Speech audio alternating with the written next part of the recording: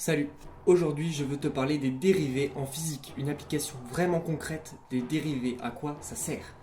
Ici, je vais prendre un exemple qu'on voit au lycée en terminale, qui est celui de la vitesse. En fait, si on a une distance, donc, qu'on peut appeler x de t, c'est une fonction de distance, donc c'est x, c'est une distance en fonction du temps t, et qu'on dérive x de t, donc là on pourrait écrire dx sur dt, c'est la façon de l'écrire en terminale, mais c'est équivalent à écrire x' de t.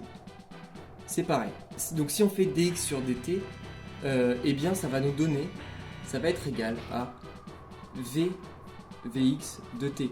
Et vx, c'est la vitesse selon l'axe x. Donc vous voyez les axes, ils sont comme ça. Hop. Là on a l'axe x, là l'axe z, et là l'axe y. Et bien selon cet axe, on aura la vitesse en fonction du temps. Et donc si on a une distance et qu'on la dérive, ça nous donne une vitesse.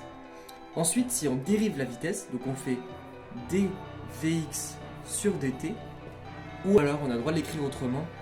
Moi je trouve ça plus stylé, c'est d carré x sur dt carré. Donc ça veut dire qu'on dérive deux fois la fonction x ou qu'on dérive une fois la fonction v. Et bien ça nous donne ax de t. Et a, ça vous dit peut-être quelque chose, c'est l'accélération. L'accélération qu'on peut retrouver notamment dans la fameuse équation de Newton. La somme des forces est égale à masse fois accélération. Ici c'est des vecteurs. Voilà, ça me paraissait hyper intéressant à dire.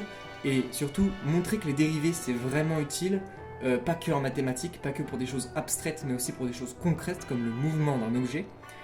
Si ça t'a plu, n'hésite pas à me le dire en commentaire, n'hésite pas à liker, commenter et partager. Et sur ce, je te dis à demain pour la prochaine vidéo.